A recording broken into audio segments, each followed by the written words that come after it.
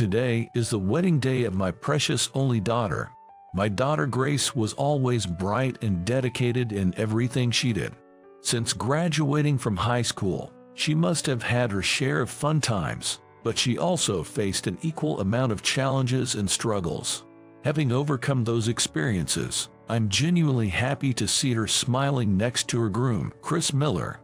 Before the ceremony began, I was reminiscing over old memories while sipping coffee at the Venue's Cafe, inspired by my beloved high school teacher. After graduating from a renowned university, I declined a job offer from a top tire company to become a high school teacher. To this day, I still remember how thrilled I was to receive an offer from such a prestigious company.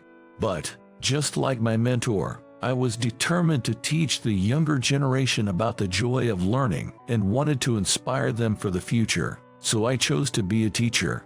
Initially, there were many challenges as everything was new, but I threw myself into the job with all I had. Perhaps my dedication paid off, as gradually, students began to say things like "I'm glad Mr. Brown taught me," words that are the ultimate compliment for any teacher. I was blessed with wonderful students and colleagues and thought I'd serve till retirement. However, an unfortunate incident forced me to resign. While I was fortunate to have many supportive colleagues, there was one, Mr. William, who always seemed to have a snide remark ready for me. I respected Mr. William, who had achieved notable success as a track and field coach, but it seemed he didn't feel the same about me. According to what I heard from my colleague, he was jealous seeing the admiration I received from other teachers and students and saw me as a rival. Being unaware of Mr. Williams' feelings, I deeply regret causing a commotion that involved not only colleagues but indirectly some precious students. The school I worked at had a long history of producing top-tier athletes across various sports. The track and field team that Mr. William coached was among them, guiding numerous promising athletes every day. While Mr. William was passionate, Mr. William had the athletes undergo rigorous training to perform in competitions. While many could keep up, at one point, one of the athletes suffered a severe injury due to the excessive training, essentially ending his sports career. Eventually, the student had to quit the team. Having counseled that student occasionally, I deeply regretted not having understood the situation better, which might have prevented this outcome. Feeling responsible, I decided to resign a few years after the batch I was mentoring graduated. Despite the challenges, a few years after my resignation, I received delightful news from Grace that she met someone she wanted to marry. She had met him by coincidence at a hospital, and they got attracted to each other's personalities and decided to get married. And they planned to visit their parents' home soon to formally introduce him. Dad, it's been a while. I'm sorry for all the trouble over the years. Don't say that. Just seeing you happy and healthy is enough for me. Nice to meet you, sir. I'm Chris Miller, and I've been seeing Grace. Nice to meet you, Chris. I've been looking forward to seeing you. Grace's fiancé, Chris, was a friendly and genuine young man. Seeing him earnestly expressing his intentions to marry Grace made me feel that he's the right one for her. Thanks to you, Chris, I get to see such a happy face on Grace. I truly appreciate it. Please take care of my daughter. Yes, sir. I promise you to make Grace happy. Let's get happy together, Chris. Seeing Grace and Chris laughing wholeheartedly, both my wife and I couldn't help but smile. Finishing my coffee and reminiscing about the past, I went to pay the bill and headed to the wedding venue. While I was feeling a mix of sadness and joy about my lovely daughter's new chapter, I was suddenly stopped by a familiar voice. Well, isn't that Mr. Brown? Turning around, I saw my former colleague, Mr. William. I was momentarily speechless seeing his face for the first time since my resignation. What a coincidence. It's good to see her well. What have you been up to since leaving? I assume finding a job in the private sector after being a public servant wasn't easy. It was a challenge, but now I'm teaching at a tutoring school near my home. Oh, was that so? That sounds tough. Did your salary decrease? Are you struggling? Yes, my pay did decrease, but I'm happy to be in a job where I can interact with students now. Looking at my reaction, Mr. Williams seemed displeased, his words tinged with a hint of sarcasm. He's always been a bit condescending, and I felt downhearted to be treated this way even on my daughter's special day. Oh, by the way, are you here for a wedding today? Yes, it's actually my daughter's wedding. No kidding. What a coincidence. My own daughter's getting married this afternoon. Congratulations. What a remarkable coincidence. Yeah, truly. Oh, by the way, my daughter's marrying a very talented man who works for a major corporation. I guess it's all thanks to her being so outstanding. Did your daughter find a decent partner, Mr. Brown? Yes, of course. My daughter is very responsible, so I've left such matters to her. I see. Well, I can probably guess. But anyway, congratulations on her wedding.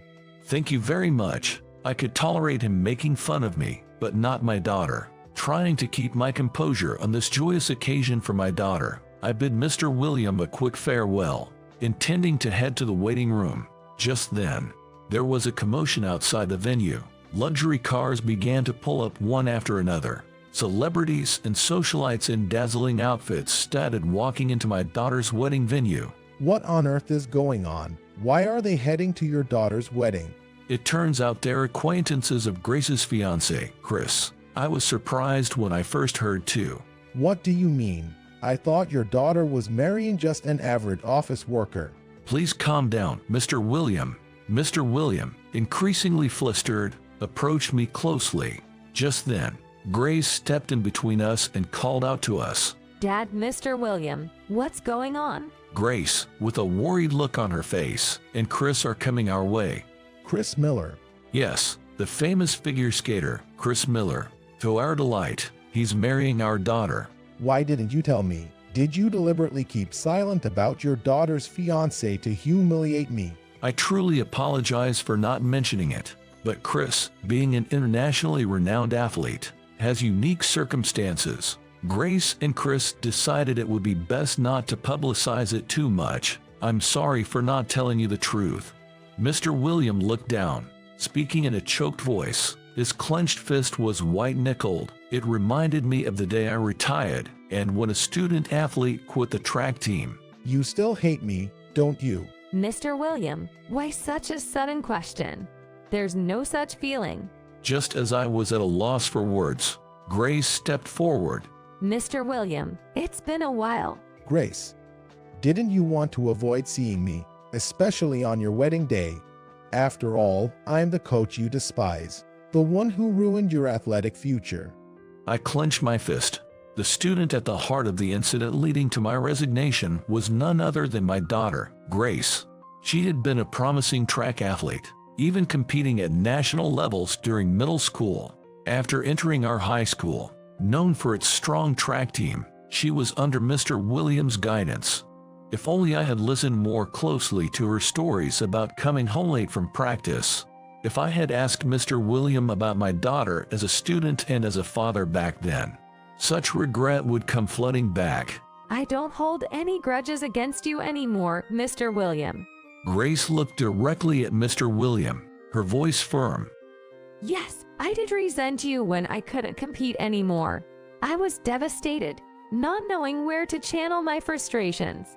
That's why I quit the team and even transferred to another school. But as time passed and I got some perspective, I realized that you believed in my potential more than anyone else. Grace. Even when I was in a slump, you never gave up on guiding me. Even when I couldn't achieve results in the tournaments, you would stay up late, always thinking of new training routines for me. Of course, your coaching was strict, and it was genuinely tough. I even ended up getting injured in the end, but it's because you nurtured me as an athlete that I am who I am today. Thank you so much, Mr. William. I'm truly grateful that you were my mentor.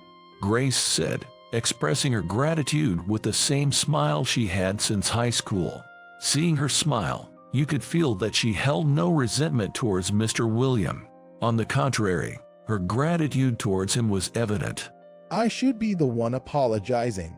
Mr. William, with tears at the corners of his eyes and a pained expression, apologized. I've always regretted it. I think if I'd noticed your struggles, Grace, I wouldn't have pushed you so hard in training. I feel like I did something to you that was unforgivable. When I realized I might have taken away your potential as an athlete, I was scared of facing criticism and ran away.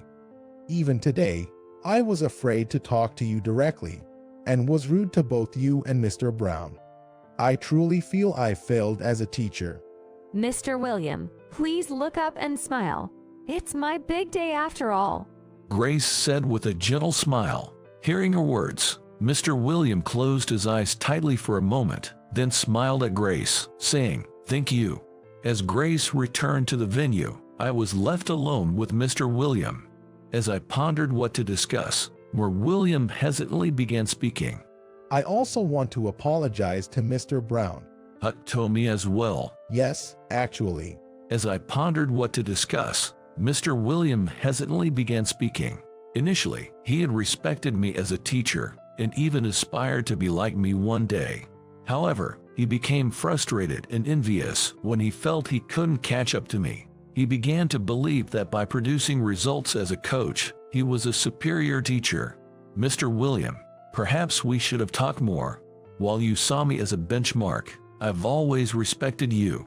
Mr. Brown. The fact is, while some of your training methods might have been extreme, you've always done your best for the students. Many have gone on to be successful athletes, and many are grateful to you, including Grace.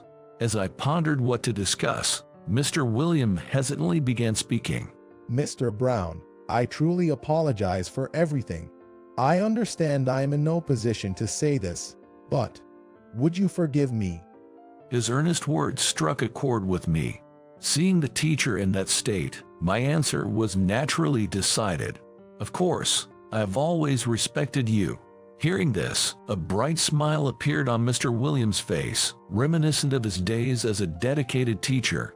With our misunderstandings cleared, we both walked back to the wedding venue with a light-hearted demeanor.